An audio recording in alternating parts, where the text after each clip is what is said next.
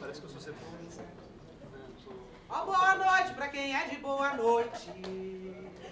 Ó, bom dia pra quem é de bom dia. A benção, meu papai, a benção. Marco Lelê é o rei da valentia.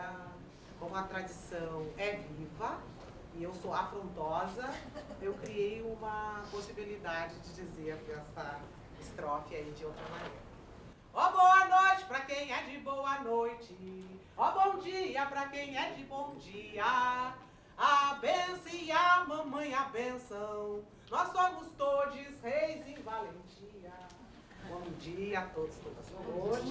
Eu não sou o Thiago Piragira.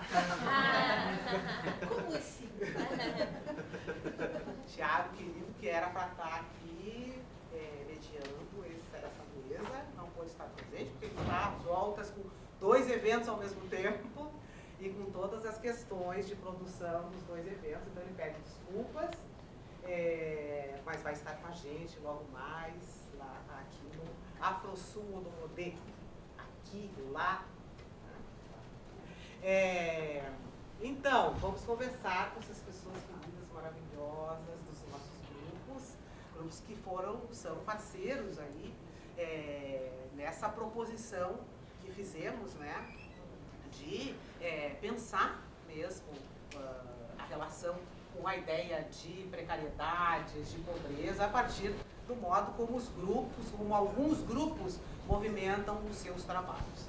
Para essa mesa, eu gostaria de propor, muito rapidamente, 2 coisas. Primeiro, aquele exercício que eu já falei na terça-feira, da gente, ao se apresentar, fazer uma breve autodescrição, se colocando em termos de raça e gênero, como é que nós nos colocamos. Né? E depois vou pedir que cada representante do grupo fale um pouco da história do grupo, situe para a gente saber um pouco mais. E acho que a gente já pode seguir cada representante ou representantes, no caso dos contadores, temos mais de um, falando também um pouco da própria relação do grupo com essa ideia de precariedade, ou precariedades, como é que isso em alguma medida se relaciona com as próprias criações, com o próprio modo de se organizar, enfim. Porque eu acho que a gente ouve um pouco cada um e depois a gente abre para que as pessoas possam conversar.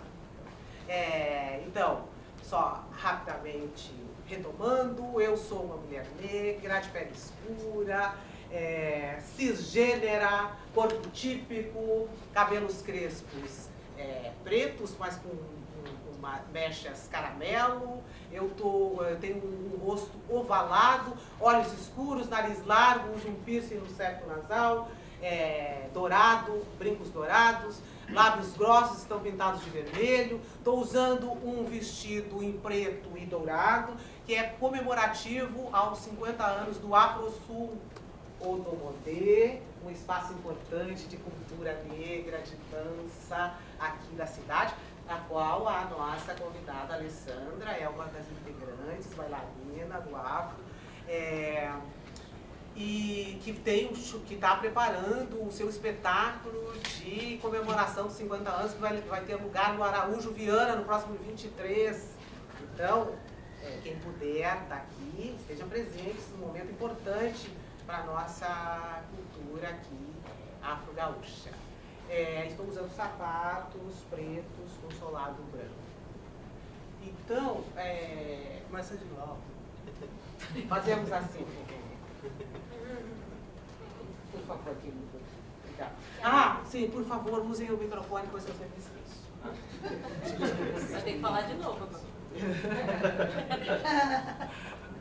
Não, aí agora as coisas mais importantes eu falarei. Meu nome é Cleiton, eu sou um dos fundadores dos Contadores de Mentiras, sou um homem branco, cabelo branco, antes grisalho, agora branco, bigode grisalho, barba branca, camisa branca, guia de Exu, calça verde, sandália azul. Faltou? Um brinco, 2 brincos na orelha, em cada orelha, lógico. Não, não é lógico, 2 brincos.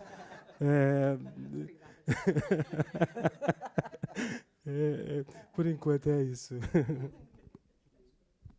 Bom dia, eu sou Alessandra Souza, sou uma mulher negra, cisgênero, bissexual, tenho os cabelos cacheados, mais ou menos na altura dos ombros, eles estão soltos. Estou usando um vestido amarelo, tênis branco, meia preta e um colar dourado que simboliza o espelho de Oxum. Uso óculos, hastes marrom, sei lá. Eu tenho uma covinha aqui, ó, do lado direito da minha bochecha. 2 minutos. Já fui por aí. Bom dia, pessoal. Meu nome é Esli. Eu sou um homem negro de pele clara, tenho cabelos curtos cacheados, olhos escuros, sobrancelhas expressivas, o nariz arredondado. Tenho um cavanhaque que cobre o lábio superior e o queixo. Estou utilizando um macacão azul com botões, todo um macacão longo, mesmo curtinho, porque eu quero ser um divo pop da pesquisa. Então, estou utilizando brincos nas 2 orelhas prata e sou um homem cisgênero de corpo típico. Olá, bom dia. Eu sou Felipe Vieira de Galisteu. Eu sou um homem branco, cisgênero, tenho 43 anos, uso óculos, tenho uma barba média, eu acho, de tamanho, esbranquiçando bastante, os cabelos curtos, médios, castanho claro. Estou usando uma roupa cinza, tanto a camisa quanto a calça, e tênis pretos. Bom dia, eu sou Daniele Santana, tenho 38 anos, mulher, cisgênero, sou uma mulher negra de pele clara, cabelos encaracolados, estão presos, estou com uma roupa preta e uma camiseta escrito Teatro Contadores de Mentira, ponto latino-americano de cultura. Estou com 3 brincos em cada orelha. E tenho olhos castanhos e acho que é isso. Não lembro se mais alguma coisa. Alô, ok. Então, vamos fazer, aí eu não sei como é que o Contadores quer se organizar para contar um pouco essa narrativa. Talvez acho que fosse interessante a gente começar por vocês, falando um pouco da história do grupo, né? A gente sabe, né, porque a gente fez aquela entrevista, tivemos um contato com vocês, então tem texto onde falamos sobre o trabalho. Espero que vocês tenham lido. Se não leram, espero que venham a ler, porque é importante também essa relação, né, que é assim, não é um acadêmico que fica aqui fechado nos seus lugares, fazendo as suas escritas sobre as pessoas, né? A ideia é uma interlocução e que as pessoas acessem também o que é produzido aqui, inclusive criticamente, né, para que a gente entenda os limites do que a gente faz e da maneira como a gente faz. Então, eu pediria que vocês começassem, e aí não sei como é que vocês querem se organizar para falar sobre um pouco a história do grupo e essas perspectivas em relação à própria ideia de precariedades. Por favor, queridos.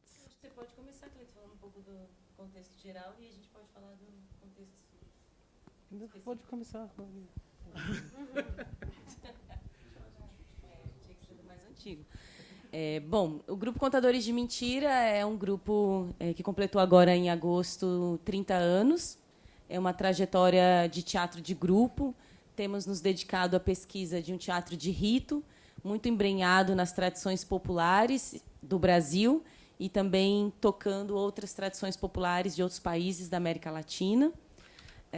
O grupo surgiu na cidade de Suzano, que é uma cidade que compõe a Grande São Paulo, mas é uma cidade que está bem distante do ponto de vista de política pública, do ponto de vista de recurso, do ponto de vista de possibilidades, né, de sobrevivência e existência, muito distante do que seriam as proposições, né, de uma capital, como é a cidade de São Paulo. Então, embora a cidade estivesse a 1 hora, mais ou menos, de distância, ela tem uma distância, em termos econômicos, bem considerável.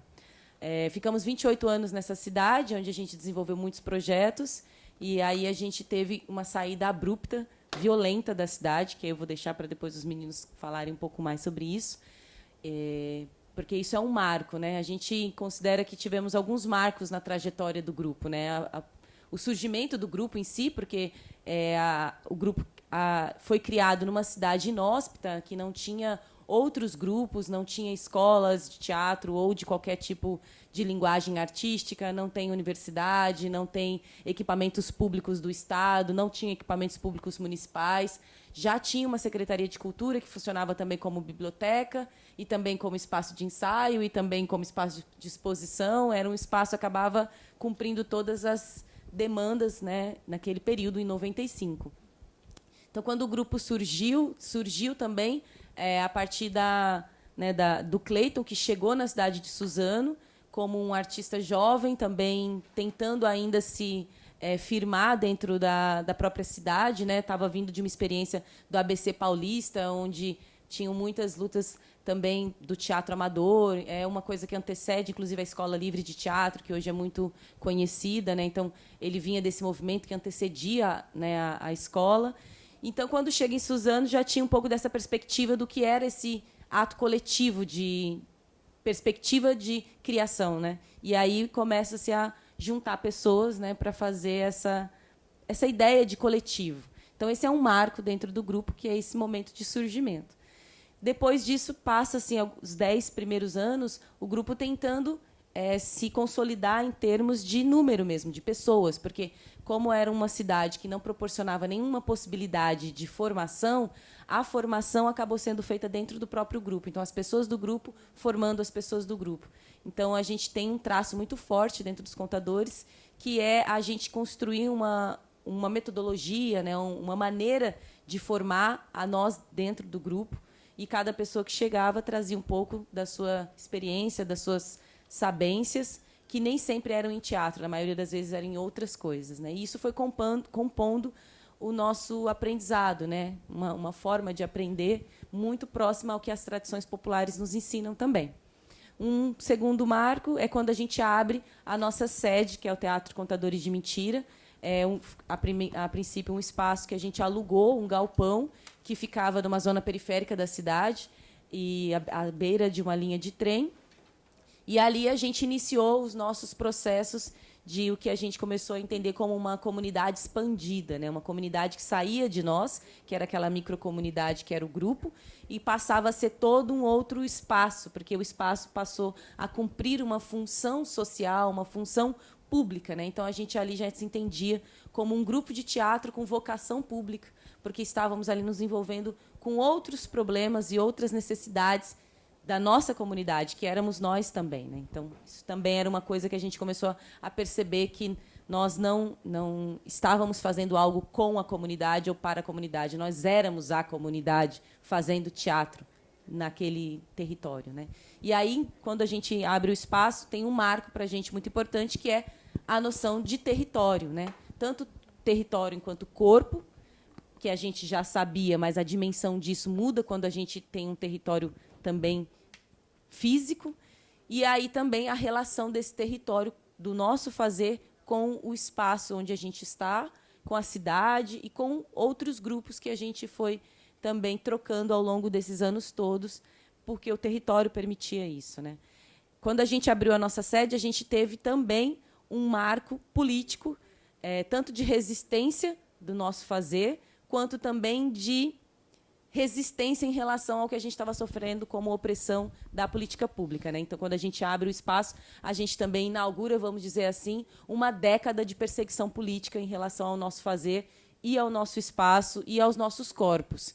Nesse primeiro marco, em poucos meses, a gente foi fechado pela Prefeitura de Suzano, um espaço que a gente alugava, de maneira violenta, de maneira ilegal, com carro de polícia, cão farejador, nos puseram para fora de força, a força bruta, e a gente ficou 6 meses com o espaço fechado, pagando aluguel e tendo toda uma problemática econômica que dificultava ainda mais a nossa existência ali. Então, esse é um outro marco, né? E aí, pulando muito tempo, a gente teve um outro marco, que foi quando a gente ocupou um terreno público na cidade para a construção da nossa sede, que é o Teatro Contadores de Mentira. E isso foi em 2018.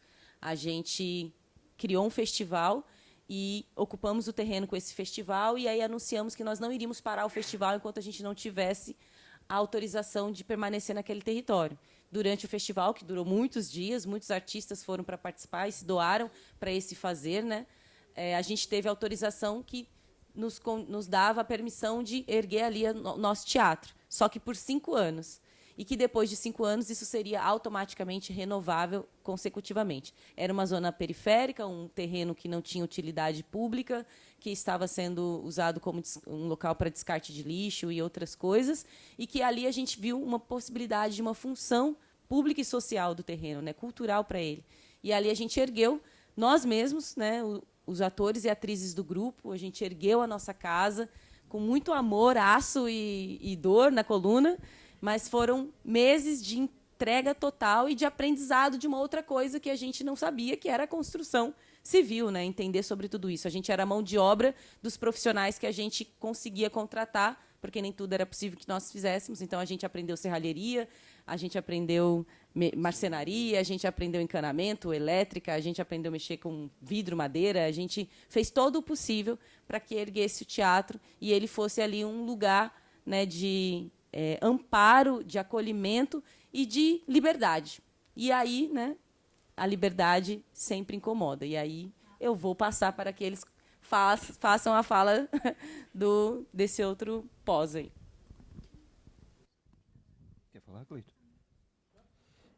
Bom, na verdade, pegar esse gancho desse momento, eu acho que até, para mim, foi um momento muito marcante, assim, porque eu entro no grupo em 2015 como ator, em um espetáculo, uma obra específica, e a partir de um convite que veio do Cleito, né, que é um espetáculo que a gente fala sobre Canudos.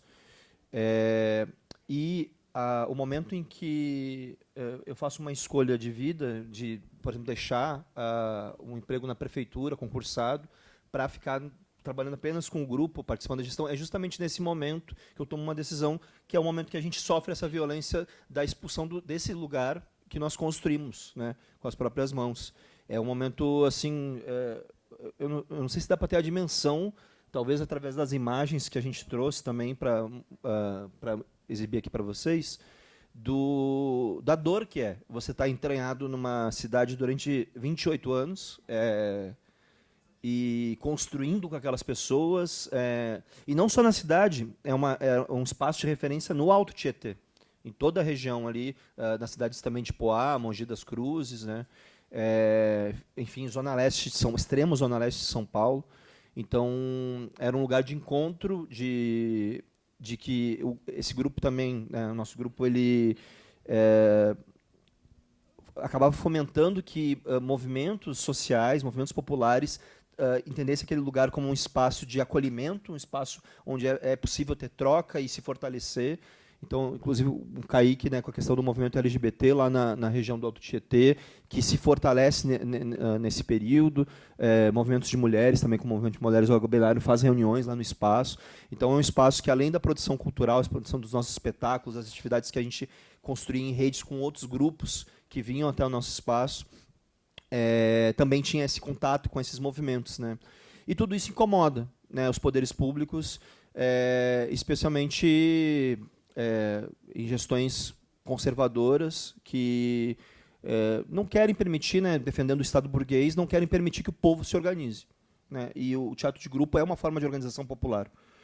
Então, vem essa medida ali em abril de 2023, chega um documento em nossas mãos dizendo: vocês têm... Quantos meses mesmo que eles deram? 6 para a gente sair? Não, era menos? Era 3 meses para sair. Vocês têm 3 meses para sair. Vamos para reuniões com a Secretaria de Cultura, fazer o enfrentamento, e essa gestão, que era uma gestão, naquele momento, uma coalizão do PL, né, o Partido Liberal, com o PV, que era esse vice-prefeito, que era também secretário de Cultura, vejam só, que era um dos principais perseguidores, inclusive, em relação ao nosso grupo, a ponto de ele nem participar da reunião com a gente, mandar outra pessoa no lugar, porque ele não queria nem conversar. e eles são irredutíveis, e a gente vai buscando articular, né, justamente tendo cartas, falas de movimentos populares, movimentos sociais também defendendo a nossa permanência lá, contatos de redes com grupos do Brasil e do mundo, onde a gente construiu relações para defender o nosso território, defender a nossa permanência. E essa pressão também a gente acaba articulando com figuras como deputadas também, né, de resistência, assim, para tentar esse movimento. Aciona até o Ministério da Cultura, que, né, bastante burocratizado, não faz o enfrentamento da maneira devida. E a gente acaba tendo que optar no momento que a prefeitura cede um pouco, entre aspas, muitas aspas aqui, dizendo, tudo bem, vocês podem permanecer, de 6 em 6 meses tem que renovar, desde que vocês se comportem direitinho. Praticamente com essas palavras mesmo. E a gente toma ali naquele momento a decisão, não, nós vamos embora. Nós vamos ter que sair do nosso território.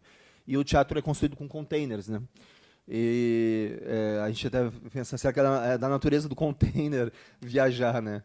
E nesse momento a gente... É muito difícil, porque, tá, vamos sair, mas vamos para onde?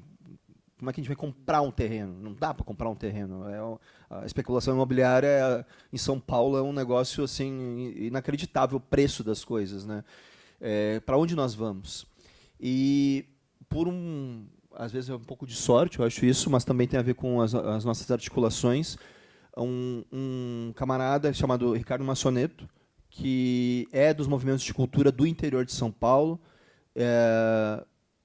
ele assume a Secretaria de Cultura em Mairiporã, que é uma cidade de 90 mil habitantes, a mais ou menos 70 quilômetros de Suzano. E ele entra em contato, fala, né, entra em contato com o Cleiton, assim, olha, eu posso tentar articular de alguma forma aqui que a gente tente uma área para vocês, né? Enquanto isso, a gente, né, participa de reuniões com a prefeitura, eu acho que foram 2 reuniões, né, que teve, com a prefeitura de Mairiporã. E, bom, então vocês vão trazer um teatro, vocês mesmos, a gente não tem que gastar nada, e vocês vão fazer tudo isso, e que vocês fazem, tantas atividades, tantas coisas. É isso. E aí tu vê que basta também, às vezes, ao gestor público só não ser idiota, né?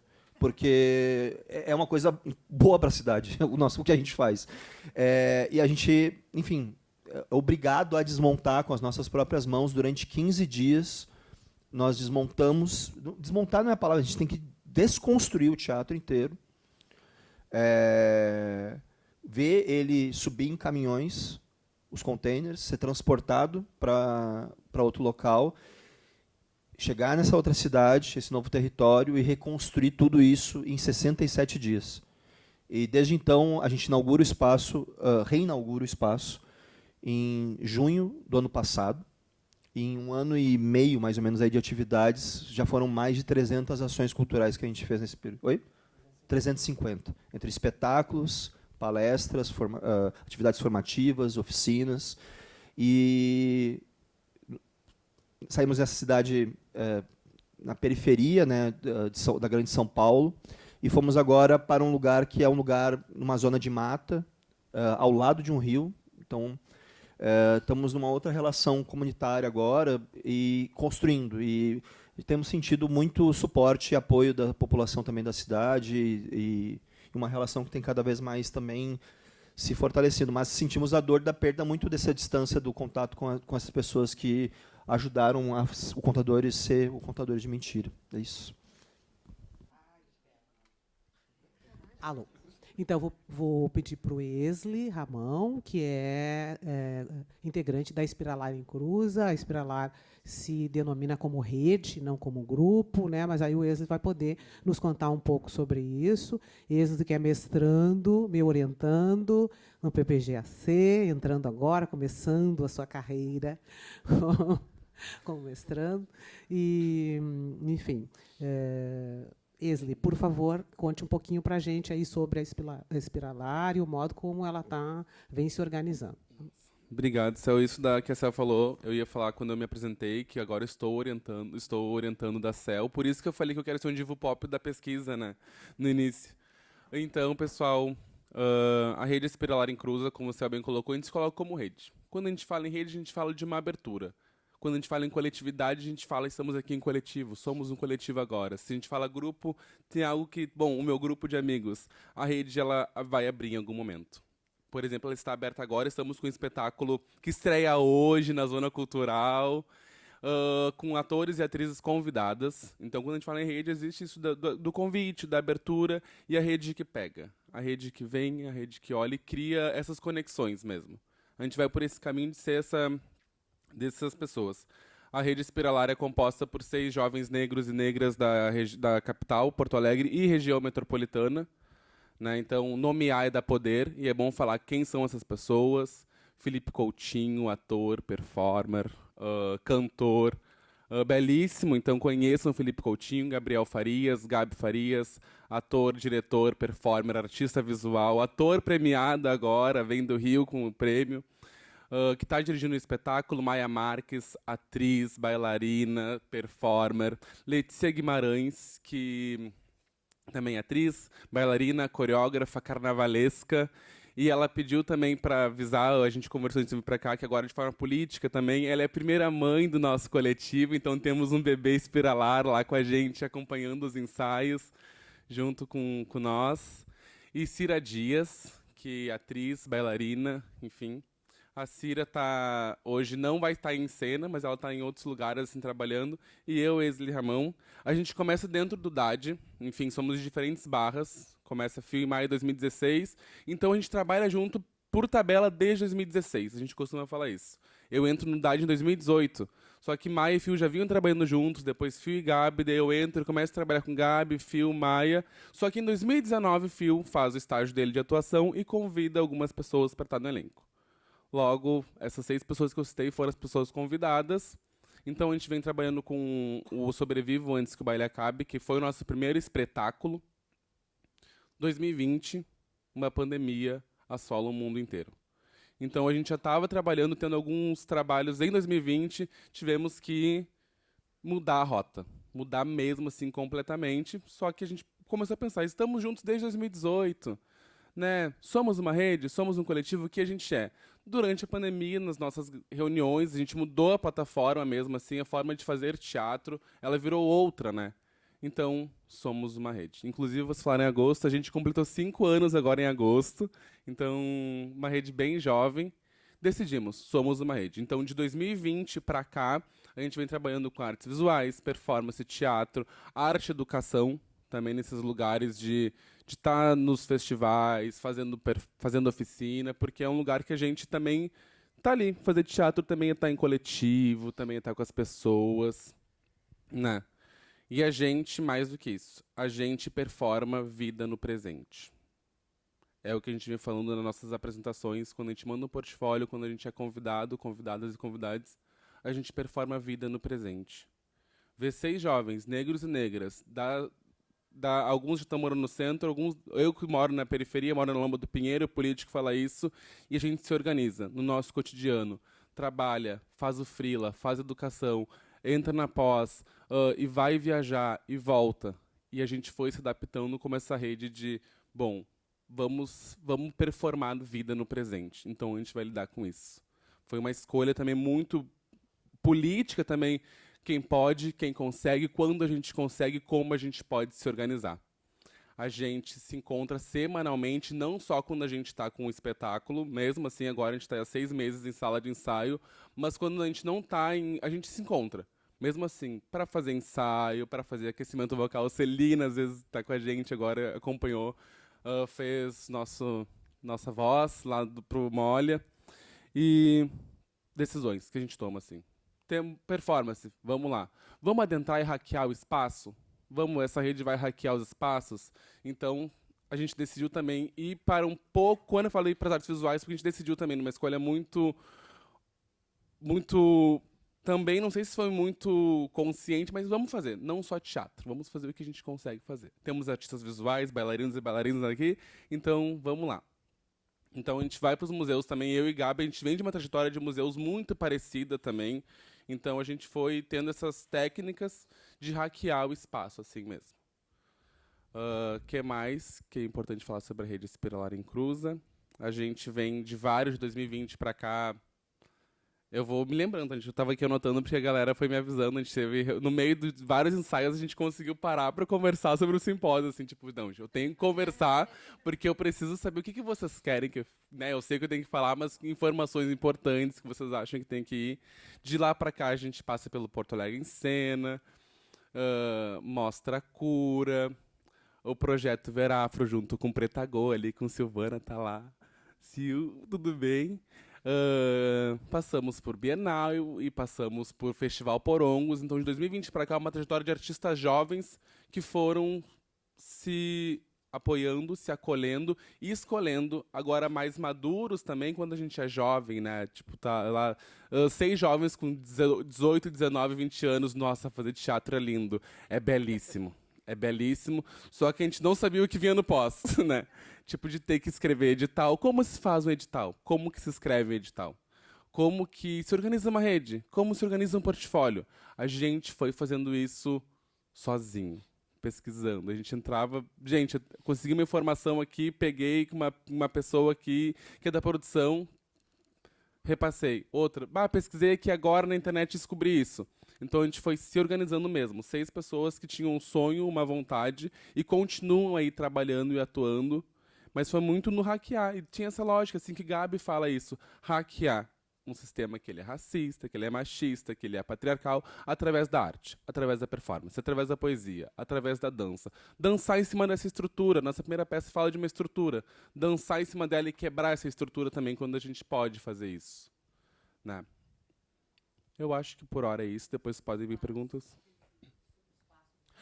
Sim, a gente está ocupando a Casa D, ali na Santa Terezinha. Fica próxima à Redenção aqui também.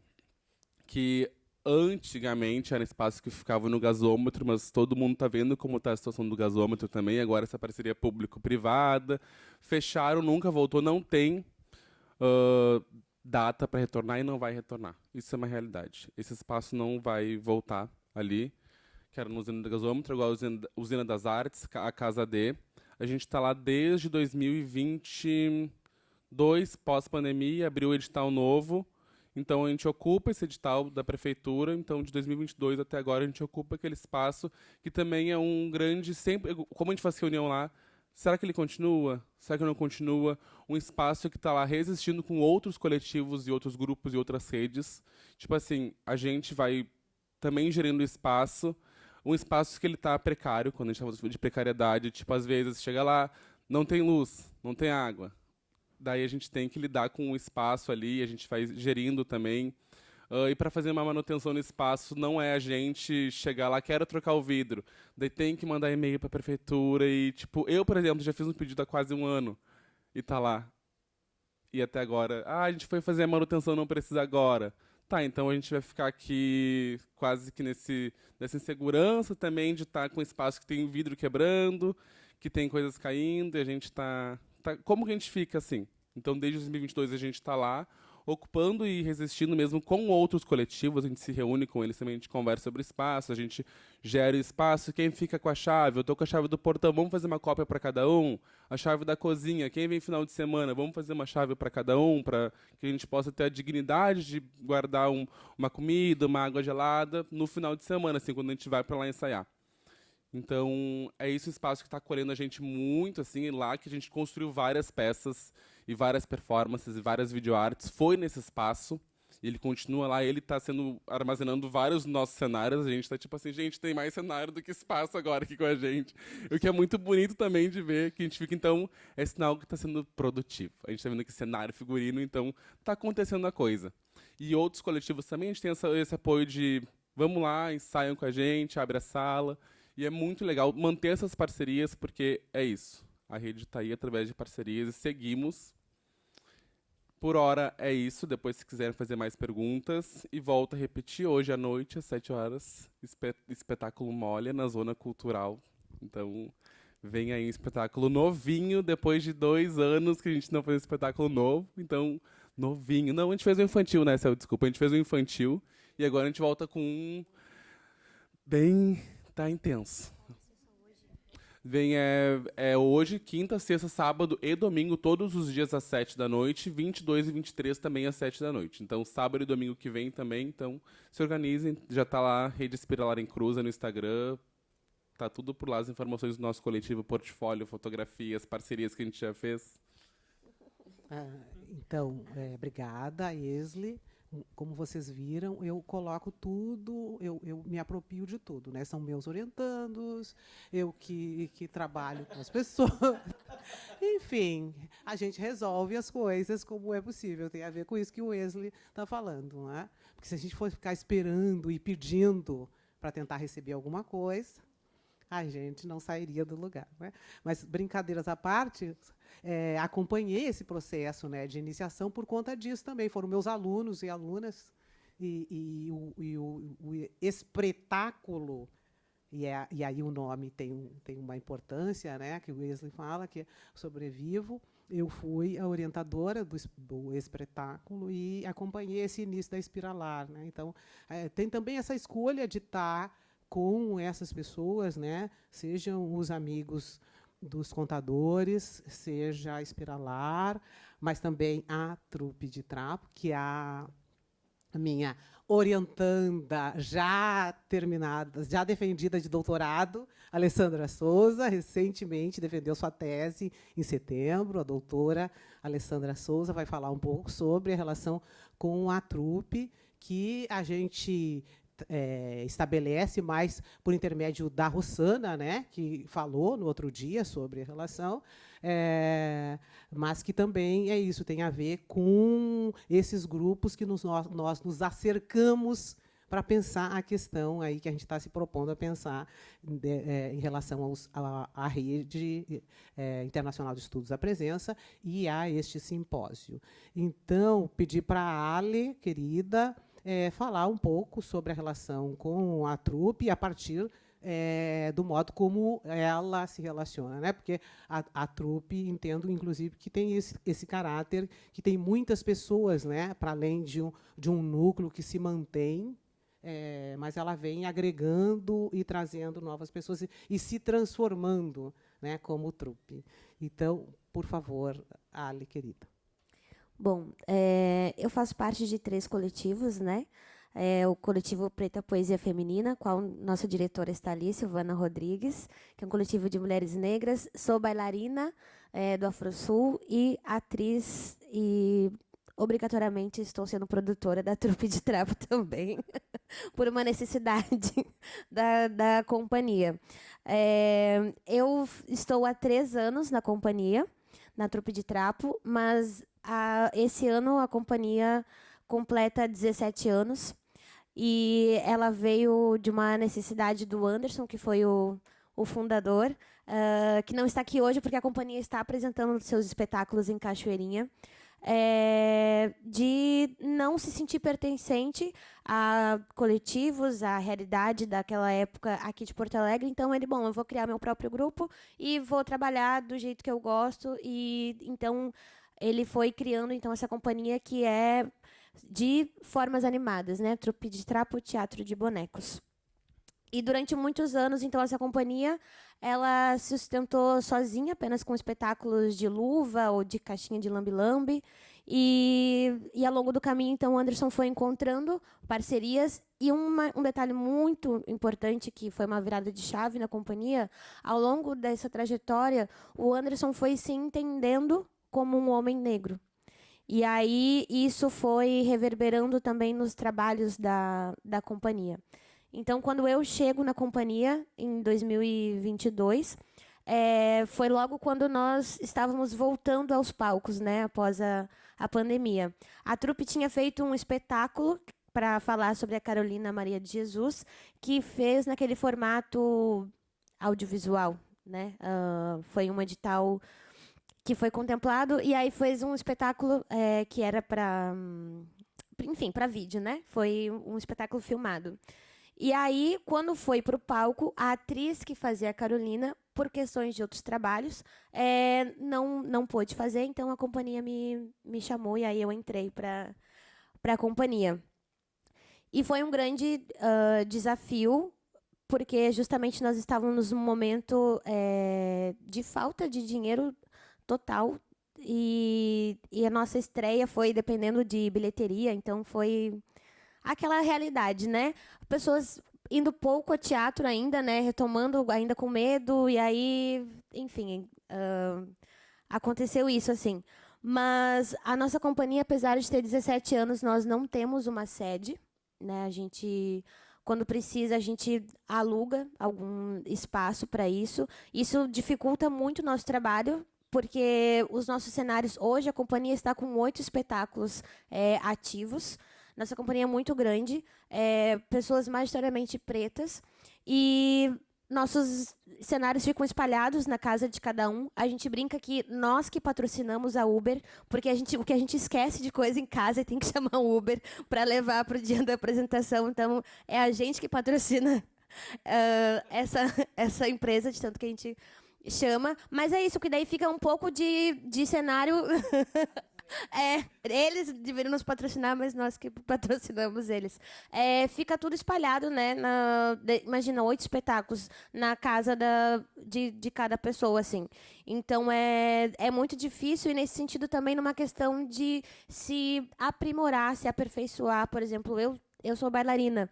Eu sinto muita falta nos nossos espetáculos de ter uma coisa mais corporal. Só que isso exige um treinamento. Só que no momento que a gente tem que pagar um espaço para ensaiar, a gente prioriza apenas pagar para ensaiar o espetáculo. Vamos lá e vamos passar a peça. Então, não tem esse momento de eu ir lá fazer um trabalho de expressão corporal com eles, ir lá e, bom, não vamos fazer a peça hoje, vamos só ali trabalhar bastante dança, porque não é uma questão de escolha, né? Por falta de dinheiro de caixa, assim.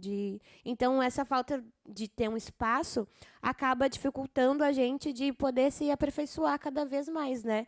O Anderson é a pessoa que confecciona nossos bonecos, então a casa dele é um ateliê, assim.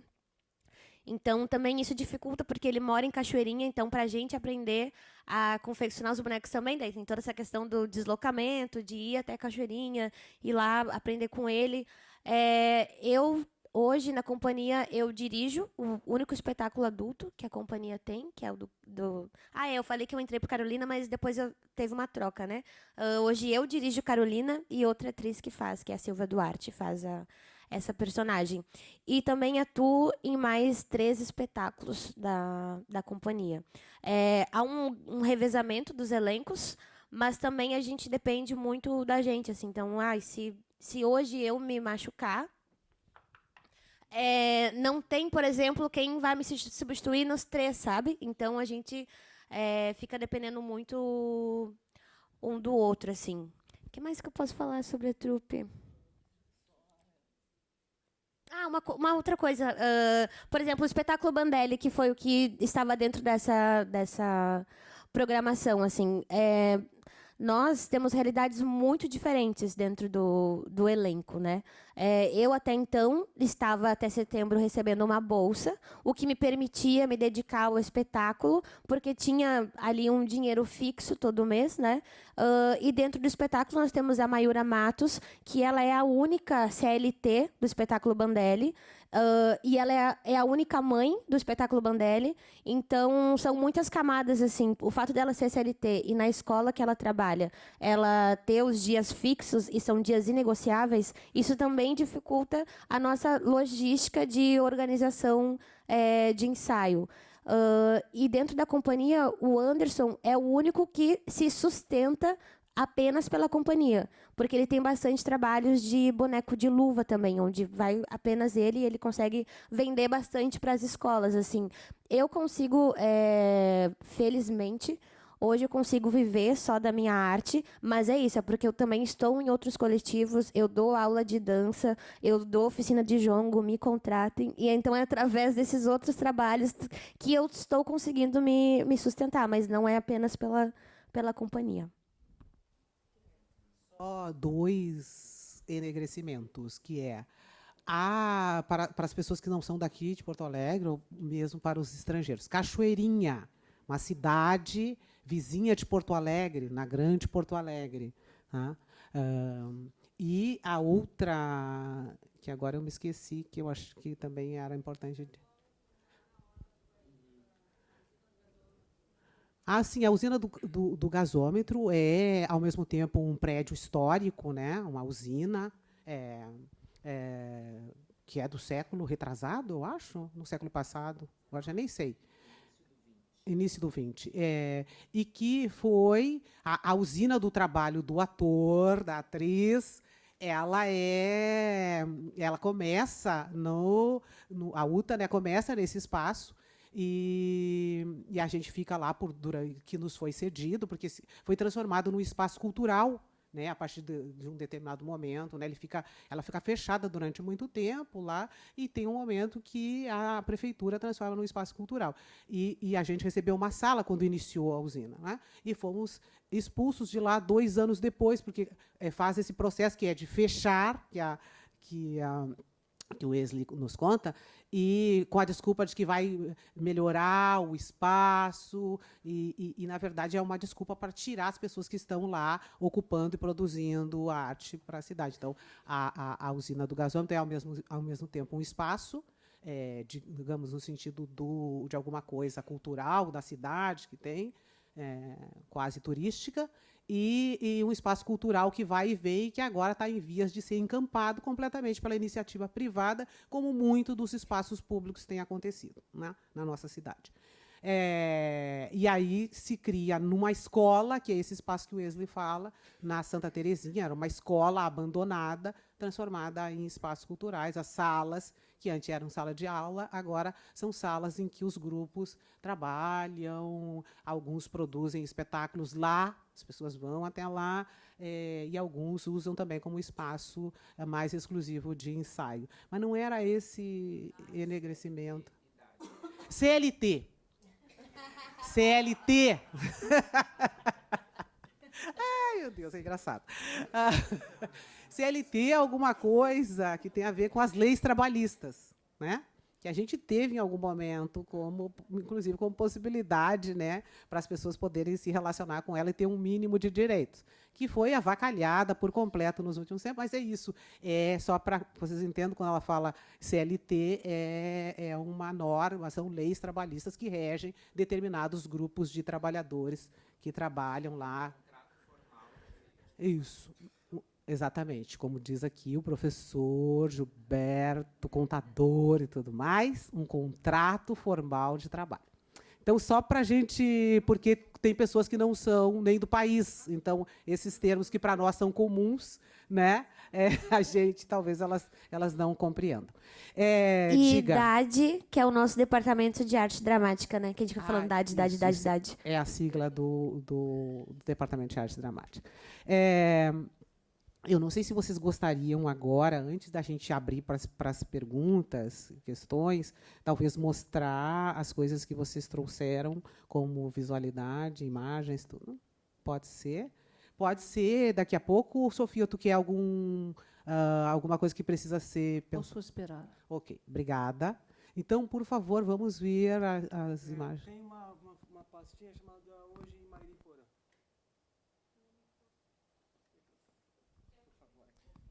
Gente, mas eu queria fazer só uma complementação, se vocês me permitirem. Primeiro, dizer que o nosso espaço tem um assentamento de Exu. E quando se tem Exu no seu espaço, como assentamento, a gente precisa estar feito às mudanças.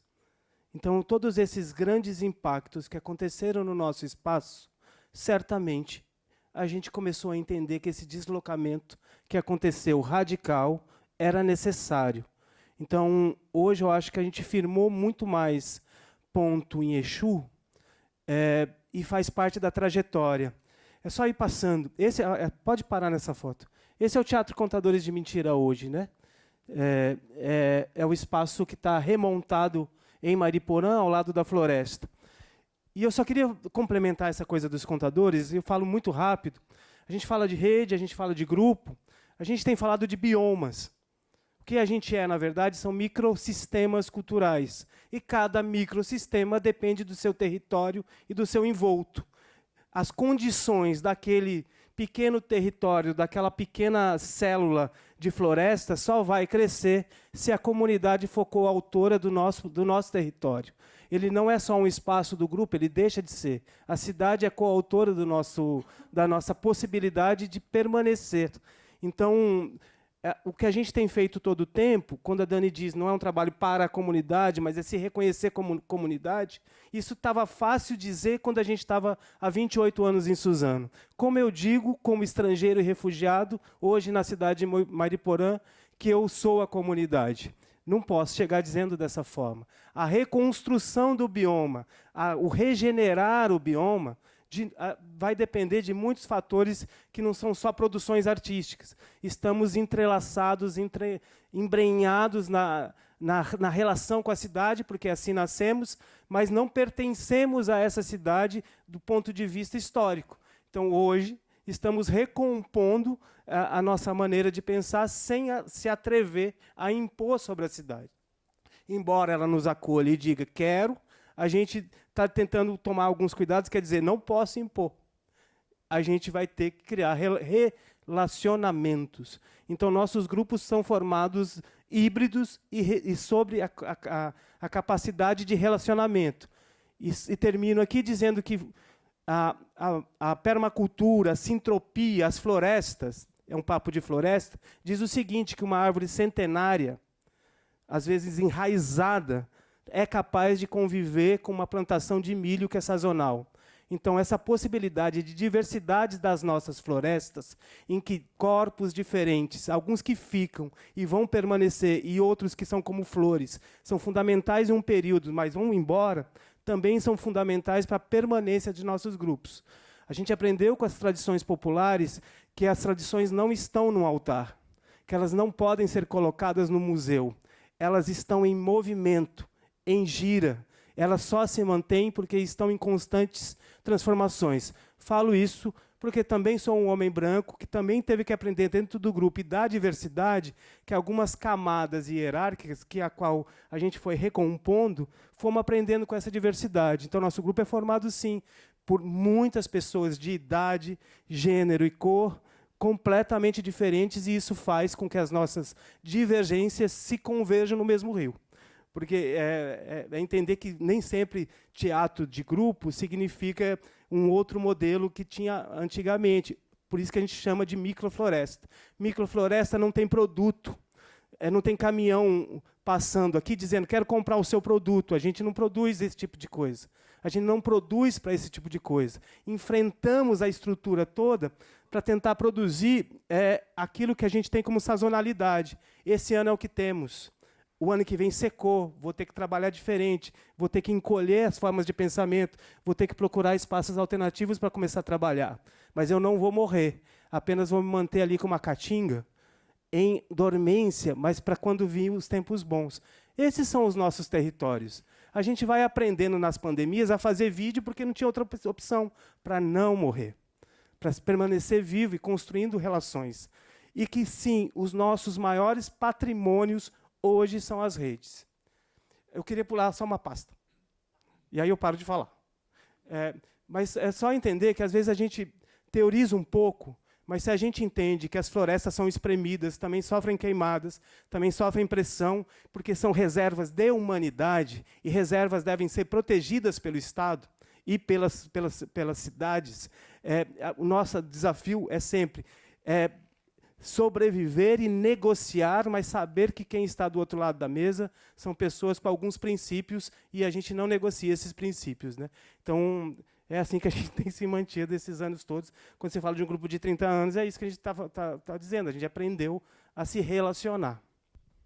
Olhar essa foto do que é essa migração e você sair da sua cidade com essas imagens. Pode pular, porque a gente precisa... Vamos para... Aqui foi para outra pasta agora. Aqui existia um teatro, foi uma provocação, porque eles queriam que a gente deixasse o piso. E a gente disse, vocês tiraram o nosso teatro inteiro e querem que a gente deixe o piso. Então, como um ato de protesto, o movimento LGBT inteiro apareceu lá com as marretas e E a gente destruiu aquele piso e falou assim, não, a gente construiu isso aqui, vocês não vão ficar com isso. Aqui a gente remontando o teatro em Mariporã. Foram 67 dias e é uma floresta imensa e linda. As iamis, os ibejis, foi a primeira coisa que a gente encontrou lá, né? Aqui a gente remontando o teatro, refazendo, reconstruindo e regenerando. Eu acho que é isso. E quando a gente fala que a gente construiu mesmo, né? A gente que fez esgoto, cavamos 4 metros para baixo, a gente é que botou a hidráulica, a gente que fez a elétrica, a gente que bateu o martelo. E a Dani ainda dirigiu um caminhão desse.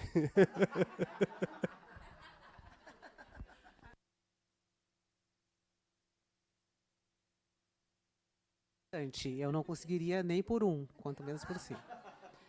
É bastante. Eu vou abrir agora para as questões, tá? A gente vai fazer aquele esquema de 3, e aí a gente responde, comenta, enfim.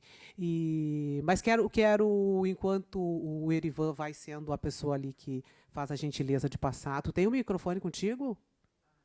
Ah, tá aí. Só pegar esse gancho maravilhoso aqui do Cleiton, né? Essa ideia que eu acho que tem tudo a ver com todos os grupos aqui e outros grupos que não estão aqui, que é de essa sazonalidade que tem a ver com os modos do meio ambiente ou da natureza, como alguns preferem. Somos sazonais no sentido de que é isso, assim, né? A gente vai criando conforme as possibilidades, a gente vai se mantendo vivos conforme as possibilidades, né? E isso não é a mesma coisa de ficar restrito às impossibilidades, né? Isso é um outro modo, é uma outra operação de vida e de pensamento, né? Pensar que a gente vai criando em relação ao possível e não ficamos presos em relação às impossibilidades, né? Então, só pegar esse gancho aí que eu enfim, me tocou bastante da gente pensar essa relação com as precariedades a partir dessa ideia. Não é a mesma coisa que a gente ficar preso nas nossas impossibilidades. Eu acho que é Sophie que começa, né? Sophie, Ana, e aí, se alguém depois tiver mais alguém, e Malu. Muito bem, obrigada. Por favor, Sophie. Bom dia, sou Sophie. Bom dia. Sobre a precariedade da vida artística, tenho talvez perguntas ingênuas, mas práticas e importantes para mim de escutar as respostas. Por exemplo, quando você fez o espetáculo outro dia, você fez pagado para este espetáculo e da quem? Da companhia ou do teatro, sabendo que o teatro, os bilhetes eram gratuitos e você precisava de pagar o lugar para fazer a representação, e se o teatro, se o espetáculo era gratuito para os espectadores, como era possível para a economia da companhia. E Alessandra diz que tinha um salário que podia viver. E a questão é isso, da onde vem o dinheiro das companhias, se tem subvenções, e se os bilhetes ajudam para você viver. E última pergunta, quando se faz espetáculo para a população em situação de pobreza, quem paga? Porque este público, atores, não tem dinheiro para isso. Obrigada.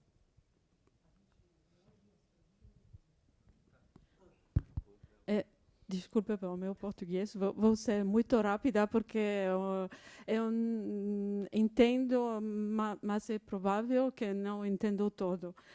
Fui muito tocada de vossas intervenções porque acho que tem uma consciência política tão desenvolvida, tão clara.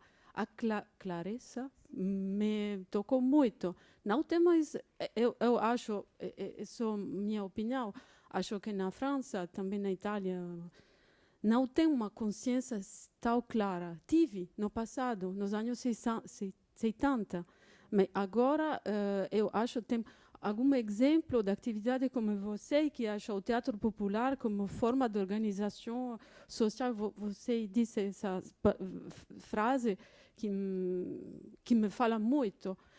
Tem algum exemplo na França ou na Itália, mas não como assim. E eu tinha uma pergunta. Você utilizou o termo bioma. Você pode explicar um pouco mais e também sobre a relação entre o vosso teatro e a floresta? Fico muito interessada porque tem uma... você falou do rapporto entre o corpo e o território e tem esse rapporto com a floresta que acho...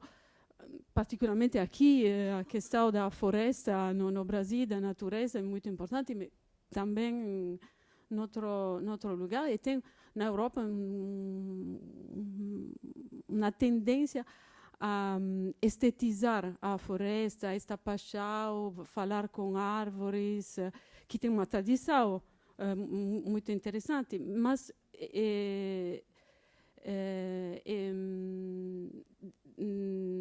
é uma moda, muda em uma moda que não tem senso. E aqui acredito que tem um senso. Obrigada. Ok, sou eu a terceira. Bom, muito obrigada pelo depoimento de vocês, que com certeza é muito impressionante e nos toca de muito perto. É um exemplo do que, assim, de uma das transformações, de uma transformação cada vez mais forte que a gente tem visto no movimento teatro de grupo, genericamente falando, que está vivendo períodos muito, muito difíceis. Dentro de São Paulo é evidente, porque a competição pelos editais de patrocínio ela é terrível, e pela precariedade desses apoios também, e por aí afora. Então, é muito interessante ouvir vocês, é muito impactante conhecer os detalhes da luta de vocês. A minha pergunta vai para todos os grupos em relação ao que vocês consideram a ação cultural que vocês vêm fazendo. Porque uma coisa é o trabalho mais diretamente nas escolas, como você citou no caso do Anderson, que vai vender os seus bonecos, ou que vai provavelmente promover algum tipo de curso rápido para manipular os bonecos, alguma coisa dessa ordem. Como é que vocês veem essa modalidade de atuação, que é o que vocês chamam de ação cultural, ou se corresponde ou não ao conceito mais vigente? Isso me interessa muito de perto, saber quais são as relações efetivas que vocês travam com a população, seja na fase de Suzano, seja na fase de Mairiporã, no caso de vocês, e no caso dos dois grupos aqui, como é que vocês veem essa trama com ação cultural? Obrigada.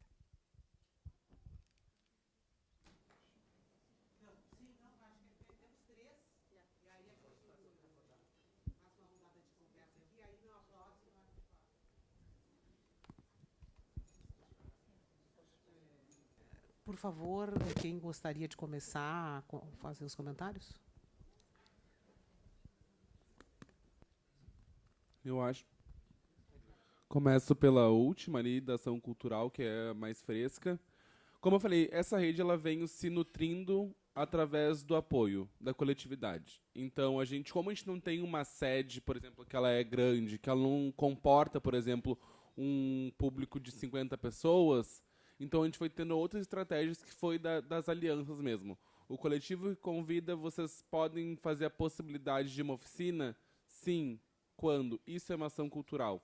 Quando a gente vai... Eu, por exemplo, quando vou até uma escola, no meu trabalho, para além da rede, né, de trabalhar com a rede, tenho meu trabalho como arte educador e ator, e proponho para essas escolas, vou ter ali a oficina, vou ter o cachê, que seja o público que não vai ter acesso a esses espaços. Por exemplo, de uma escolha muito lúcida mesmo, quando escolas privadas me chamam ou chamam para compor. Peraí, vamos pensar quem está pagando, quem são essas crianças e adolescentes, qual é a mensalidade dessa escola, qual é o valor do meu cachê. Se é um lugar, uma escola pública do Estado e que vai ser na perifa, vai ter um outro lugar. Isso é uma ação cultural. Eu estar lá, um corpo político, presente lá, a gente, não só eu, mas rede, já é presente, é ação cultural. O que nos barra, assim, quando rede, é não ter um espaço grande. A gente tem, como a Cel falou, né, uma sala de escola que foi adaptada para ser uma sala de ensaio. Então, logo, se entram 20 pessoas, o espaço ele não funciona, né? Então, as ações elas foram muito de uma forma também individual, mas quando é de forma coletiva, assim, quando convidam a rede, a gente pensa qual a distância, onde vai ser, qual o valor do cachê para essa ação cultural acontecer, né? A gente fez muito trampo que a gente pagava o nosso trabalho, de ter que pagar Uber. Agora a gente chegou na fase que, velho, a gente vai em tanto edital que a gente concorre. A gente já fez algumas alianças, então, peraí logo, então pague pelo que eu mereço. Me convida para fazer uma ação cultural e a particular, pague pelo que eu mereço. Pague pelo que eu preciso apresentar para vocês. E daí vai muito essa consciência também dos espaços que convidam, assim. O que barra um pouco é a gente não ter... A gente tem esse espaço, que bom que tem ainda, assim, com as suas precariedades, mas que não dá para fazer uma ação totalmente aberta, até porque quem vai frequentar? Porque isso ainda assim, a Santa Terezinha, ela é numa região central, próxima ali é Redenção. Então, quem vai nesse espaço? Será que a pessoa que mora no extremo norte de Porto Alegre, né, ou lá na Lomba do Pinheiro, pode ficar numa ação até as 11 da noite? Tem condições de ir num domingo com a família? Daí também tem esse lugar de como fazer. Então, a gente está aprendendo, sendo uma rede nova, mesmo assim, de 5 anos. A gente também está aprendendo com quem veio antes, né, os nossos mais velhos, e olhando, tendo esse cuidado mesmo de como fazer, como eu vou executar e quem está convidando para essa ação cultural acontecer. Vou tentar responder duas em uma, assim. Nesse ano, a trupe de trapo foi contemplada num edital para circular aqui pelo estado nas cidades atingidas pela enchente. Então, nós recebemos um valor para apresentar gratuitamente em comunidades periféricas aqui, que foram 10 cidades. Na nossa companhia, como eu tinha dito, com exceção do Anderson, que vive apenas da companhia, nós temos outros trabalhos que nos pagam, e é um combinado nosso de... Nós amamos muito os nossos trabalhos da companhia. Então, muitas vezes, a gente busca trabalho por fora para ter condições de ir lá ensaiar os nossos espetáculos. Então, esse ano foi um respiro, esse edital, que, evidentemente, o valor não sustenta um ano inteiro uma companhia. Para o ano que vem, nós não temos perspectiva ainda. Então, nós não sabemos, nós vamos depender de vendas, de como vender esses espetáculos. E uma questão para nós é a questão da identidade, né? Então, o nosso público-alvo certamente são pessoas negras, e isso está nos nossos espetáculos, está no nosso repertório, e daí vai isso da consciência de quem nos chama, né? Eu estou dirigindo um espetáculo que fala de uma escritora negra periférica, e nosso espetáculo foi chamado agora, dia 25 de novembro, para apresentar na Restinga, que é um bairro periférico aqui de Porto Alegre, e eles não tinham dinheiro. Então, eu, enquanto diretora, tomei uma decisão de nós irmos, porque vamos lá apresentar para outras Carolinas, né? Nós vamos apresentar... É para elas que eu quero apresentar, é para essa comunidade periférica que eu quero apresentar.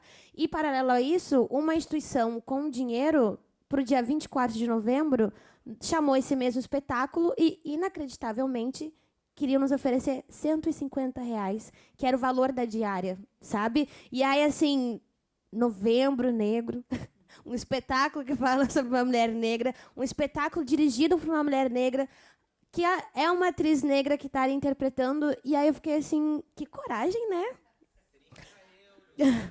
Que coragem dessa pessoa oferecer esse dinheiro, porque seria muito mais humano comigo que ela pedisse gratuito do que ter me oferecido esse valor, né? Então, é isso, é uma questão política onde a gente aceita ir ou não, é muito da forma como nós nos sentimos respeitados pelo nosso trabalho, assim. E é o que eu sempre digo, em novembro eu sou mais caro, eu cobro mais caro os meus trabalhos, porque eu não sou lembrada do resto do ano, então querem me chamar em novembro, eu vou cobrar mais caro. Querem a preta em novembro, vai cobrar o valor que eu quiser, né? Vai pagar o que eu quiser. Só entrando uma coisa que eu falei que e também uma coisa que é muito de descobrir. Já fui evento na escola privada, chegar lá e nos corredores foi um cachê e a Pinta ela recebeu um cachê absurdo com 2 pessoas e um coletivo, né, tá com 4 ali, um cachê. E as Pinta lá com 2, porque né, enfim, estão com mais tempo, mais grana, pessoas mais velhas, na sua maioria homens, brancos, cis. Tudo nos corredores, escutar o cachê foi de 5 mil. Peraí, 5 mil, mas o nosso horário é o mesmo, gente. Em lugares privados. E eu fiquei, tá, então por isso que pague pelo que... tipo assim, pague pelo que eu mereço, então. E é essa consciência. E sim, novembro a gente é mais caro. Me chama, inclusive me chamem para trabalhos, eu indique. Vou tentar também responder mais geral. E aí vocês vão me ajudando também, porque hoje o grupo... acho que 80% da nossa subsistência assim, vem de recursos de editais públicos. Né? A gente realiza vendas de espetáculos também. Participar aqui na Mostra Cura, né? A mostra é financiada por um edital público também, então a gente recebe o recurso a partir da mostra mesmo, para apresentar o Cícero. Então, assim, mas esse dinheiro que vem desses editais, pense assim, né? O último edital que abriu, que a gente se inscreveu, vai aprovar, acho que 20 projetos de mais de 900 inscritos. 1.600 deu? 1.600, errei o número. 1.600. Boa parte dos recursos em São Paulo se concentram na capital. Inclusive as contratações das instituições culturais. Das grandes instituições culturais como SESC, SESI, Itaú Cultural, se concentra na capital. E nós somos um grupo do interior. Né? Então, esses recursos são ainda menores, ainda mais restritos. Né? Então, o que fortalece a gente para lutar por política pública é justamente um espaço de redes. Por exemplo, existe um fórum do Litoral, Interior e Grande São Paulo, que é um fórum de grupos de teatro que se organiza para lutar para que a gente tenha mais recursos públicos para a cultura, porque é a forma como os grupos podem subsistir. E, além disso, quando a gente recebe, quando a gente tem a oportunidade de ter um recurso, a gente busca multiplicar esse recurso de alguma forma, também com os outros grupos que a gente tem rede, chamando esses grupos para apresentar no nosso teatro, né? Chamando para dar oficina. Isso vai multiplicando, esse recurso não fica restrito ao nosso grupo, a gente entende que isso tem que ser multiplicado, porque é pouco para... Então, a gente sim prioriza chamar para o nosso espaço grupos do interior, né, que também passam por esse mesmo processo. Artistas do interior de São Paulo e da Grande São Paulo.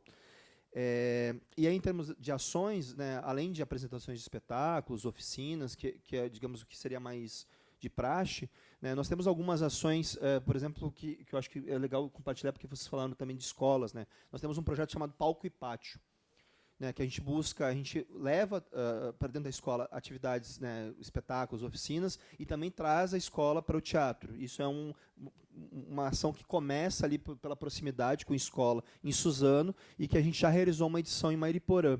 Né? Então, existe um outro projeto chamado Ciranda, que a gente busca trabalhar com grupos que estão começando, que estão saindo das universidades, das escolas de teatro, né, que também aí recebem um cachê também para poder se apresentar lá no projeto e debater também essa formação teatral. Então, a gente busca ações muito múltiplas, assim, de realmente dialogar com a comunidade em que a gente convive, né, com que a gente está presente.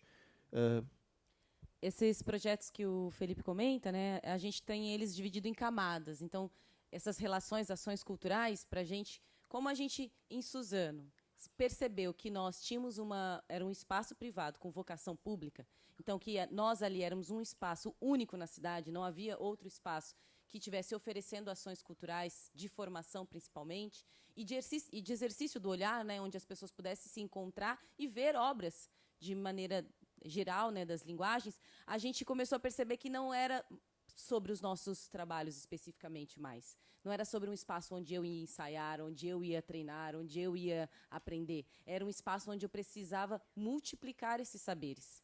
E que as nossas obras, os nossos trabalhos, eles seriam pontes e não fins. E então a gente começou a perceber que o espaço era um coração para nós, mas não podia ser nosso. Ele tinha que ser um espaço partilhado. Que as pessoas que iam lá tinham que entender que aquele espaço era um espaço comum. Por isso, uma coautoria. Todo mundo tinha que ser responsável, inclusive para ele continuar aberto. Então, as ações, né, econômicas, a gente ganhou o primeiro edital com arte quando a gente tinha 18 anos de grupo. Então, os nossos primeiros 18 anos, a gente não teve nenhum financiamento público. E a gente fez obras, a gente fez atividades formativas, a gente fez encontro, festival, a gente fez exposição, ocupações poéticas, a gente multiplicou o que pôde numa cidade, porque não existia onde fazer. Não existia com o que fazer, mas a gente precisava criativamente entender que essa precariedade ela não poderia ser uma restrição, senão a gente não iria fazer nada. E a gente já estava num território onde não havia nada. Se a gente também não existisse, então não existiria nada. Era importante que a gente tivesse, de alguma forma, entendimento que o nosso... E nos primeiros anos, a gente nem entendia isso como um ato político. Isso não nasceu racionalmente. Somos seres políticos e vamos fazer isso politicamente.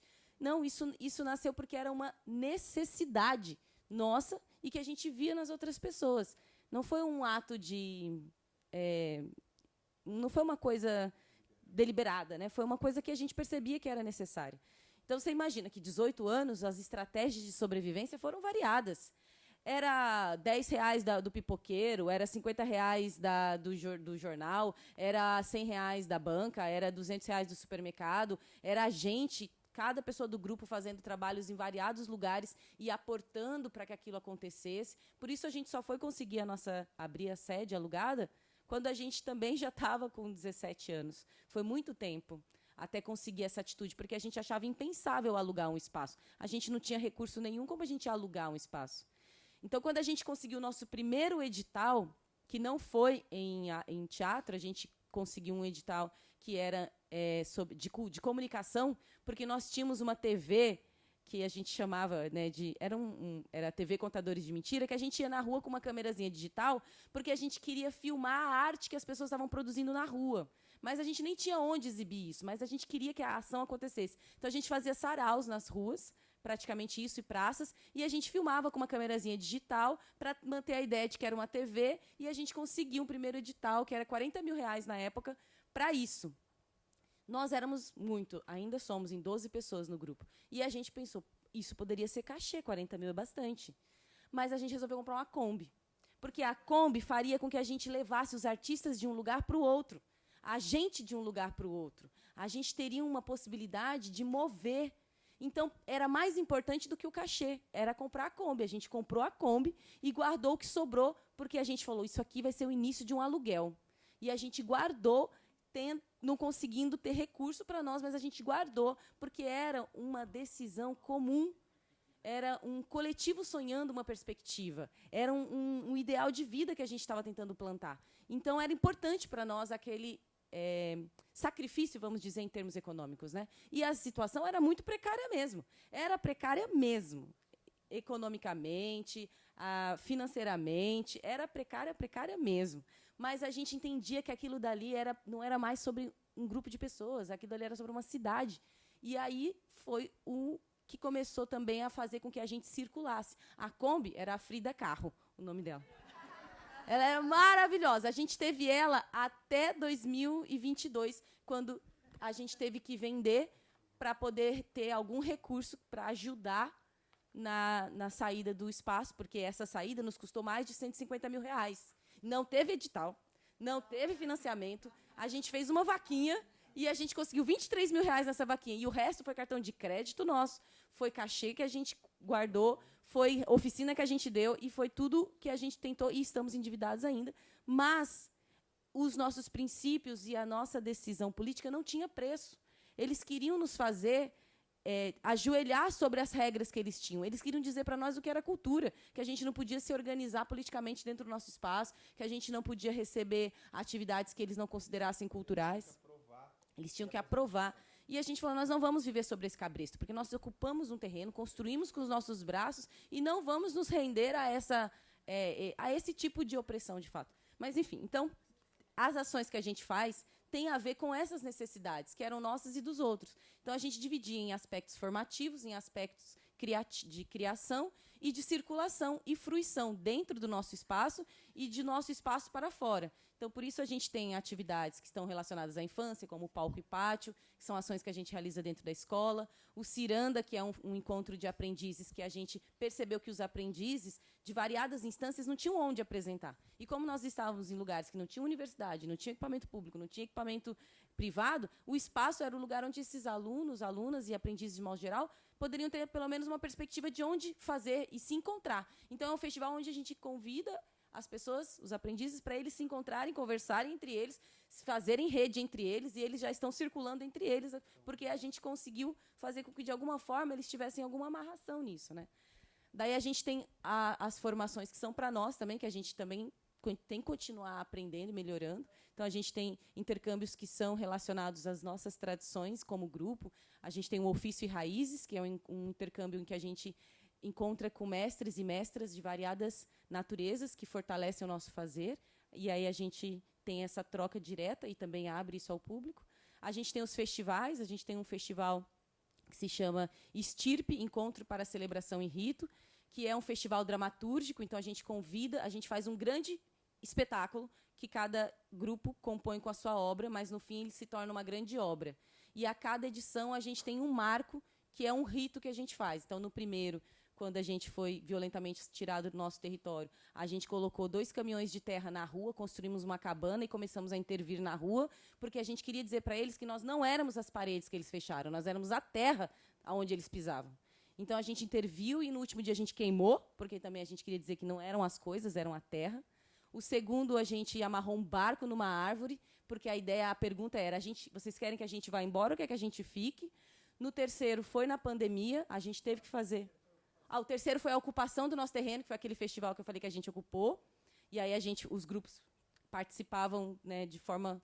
a gente não tinha como fazer isso de maneira financeira, então a gente foi se ajudando. O quarto foi na pandemia, foi online, a gente não tinha como fazer isso de maneira virtual, só que a gente tinha conseguido um edital.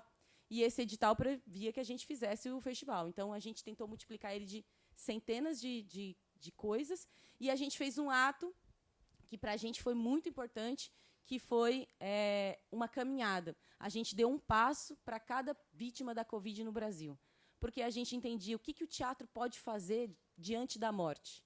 A gente não tinha o que fazer naquele momento, mas a gente podia fazer em prol daqueles encantados que estavam ali, né, de alguma forma, indo para um outro lugar. Então, a gente saiu e caminhou 3 dias, porque foram muitos mortos.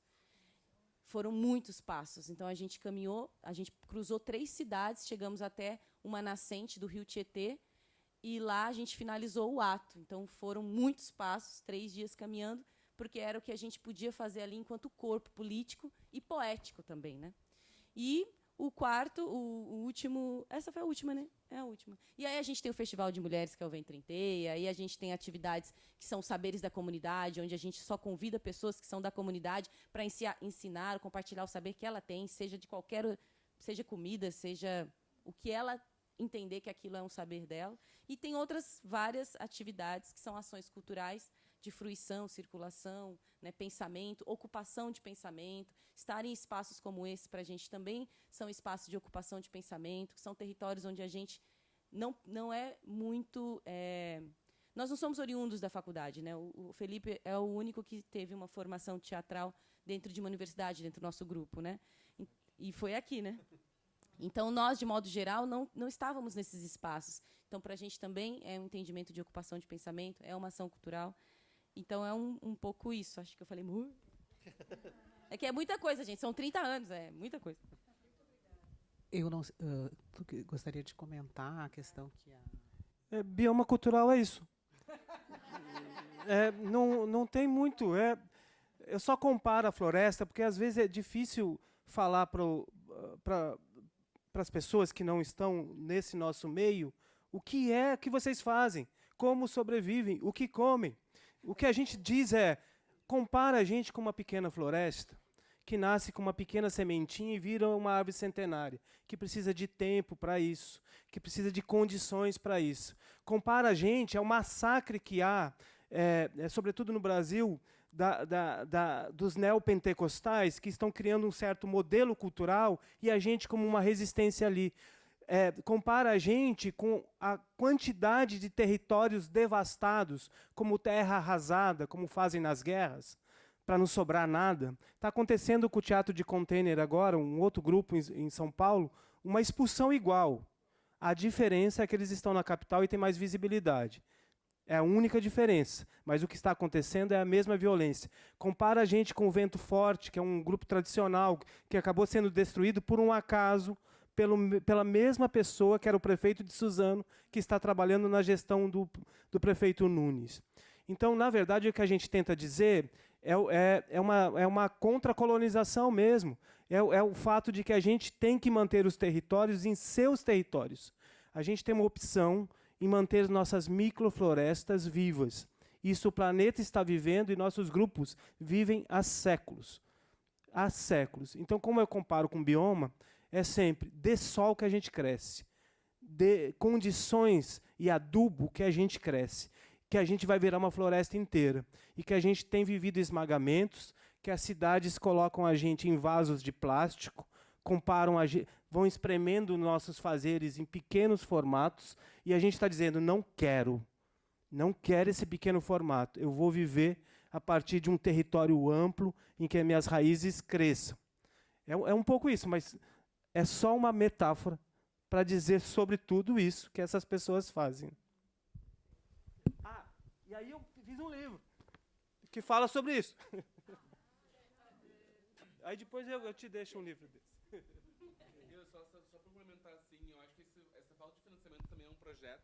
Esse lugar também é um projeto de não financiar, porque imagina, se sem financiamento a gente já faz o que a gente faz, imagina com, né? Também tem isso, se sem a gente já faz tudo isso, né? A gente se organiza e vamos lá, vamos dar cara a tapa, sem grana, sem ter como ir, imagina se financiar, velho, o que não vai virar, né? Mas precisa financiamento autônomo, independente, não estadual, não de Estado.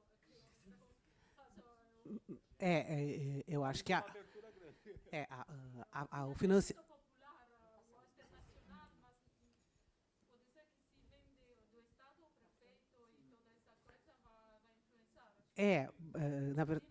Na verdade, sim.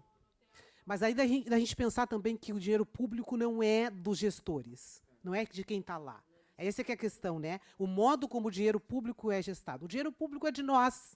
Ele devia ser nosso. A gente devia poder usufruir dele. De verdade, tem pessoas que se adonam do dinheiro público e aí organizam ele da maneira como acham melhor para eles, elas, enfim, eles.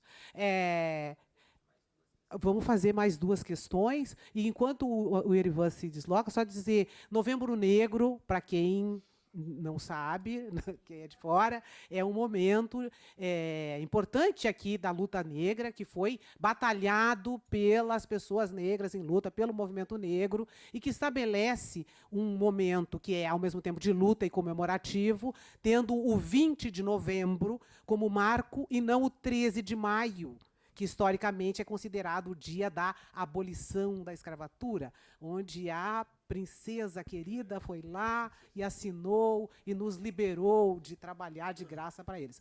Não é verdade, não é o caso. Então, não nos interessa esse dia, nem a princesa, nem nada. Então, trabalhamos com a dimensão do 20 de novembro, quando um herói negro foi assassinado dentro do seu espaço de luta e de vivência e de convivência.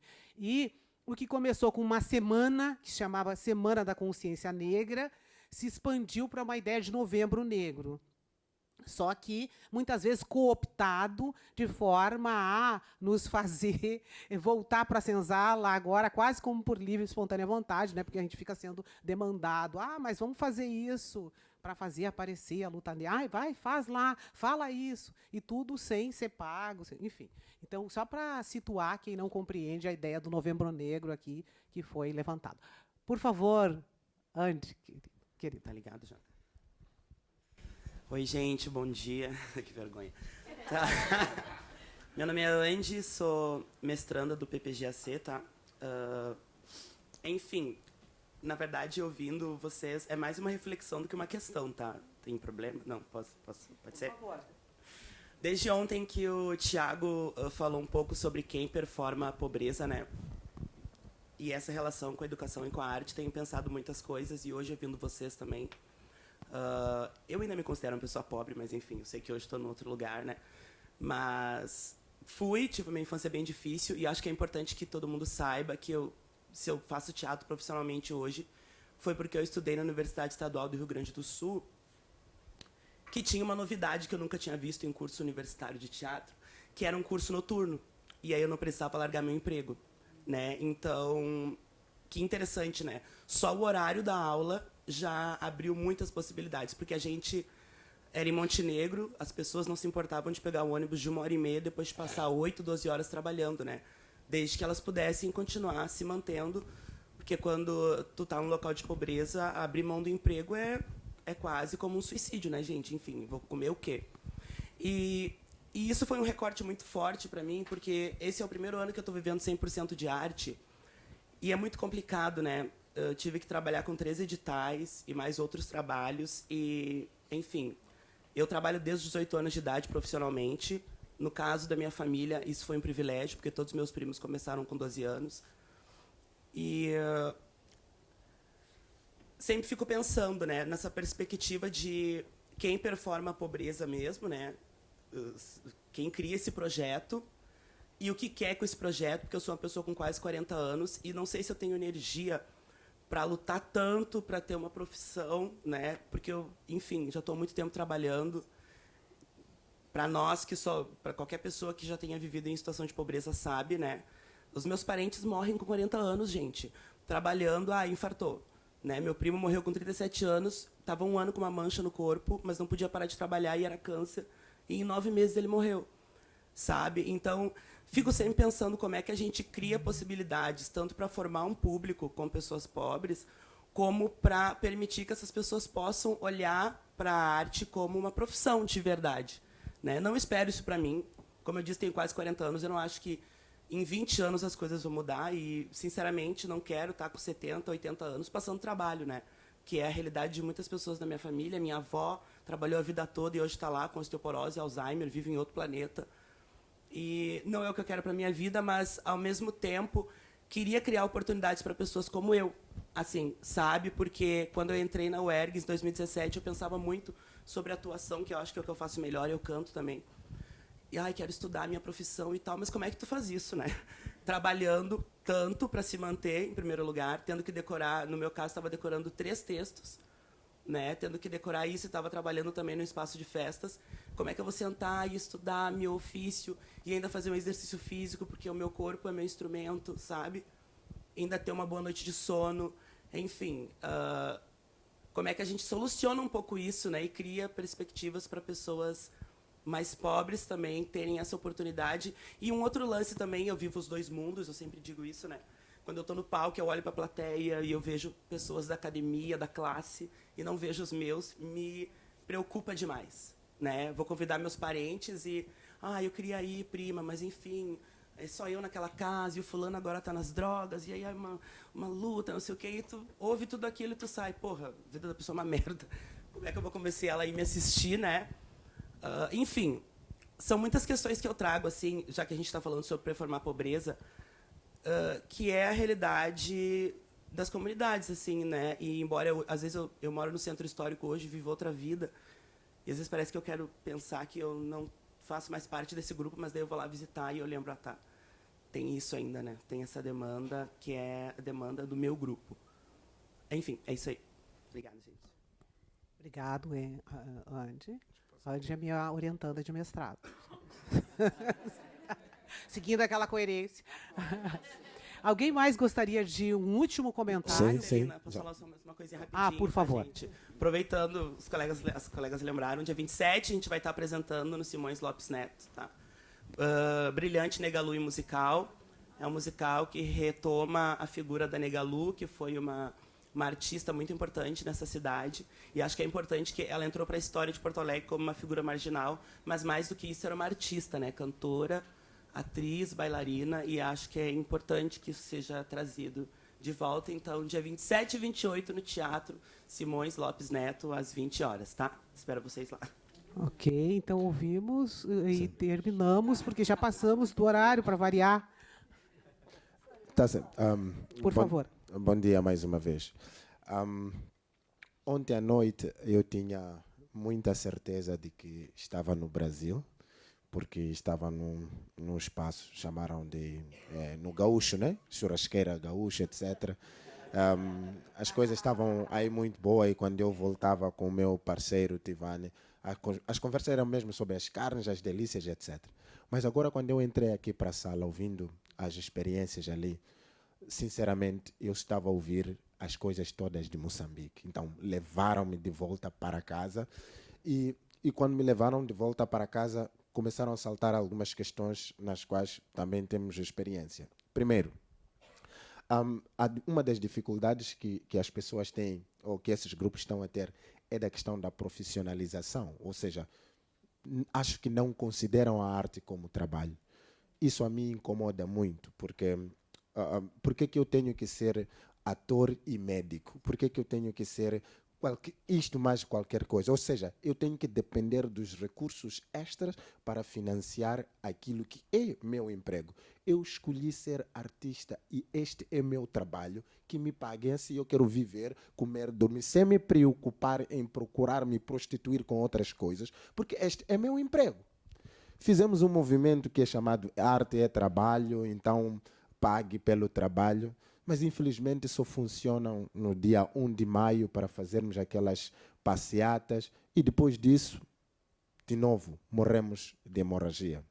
Eu acho que tem que começar a haver questões um pouco mais avançadas para que as pessoas comecem não só a dizer que este é meu emprego, mas também afirmar-se como uma área de profissionalização e sustentável. Há 2 anos atrás, eu estava a fazer um teste para perceber, porque agora está em voga, particularmente em Moçambique, fala-se muito das indústrias culturais e criativas. Se nós falarmos nessa frase assim, é muito bonito, porque ele tem indústria, depois culturais, criativas e etc. Mas, de novo, dependemos de tal financiamento de alguém que dá quando der. As questões começam a aparecer.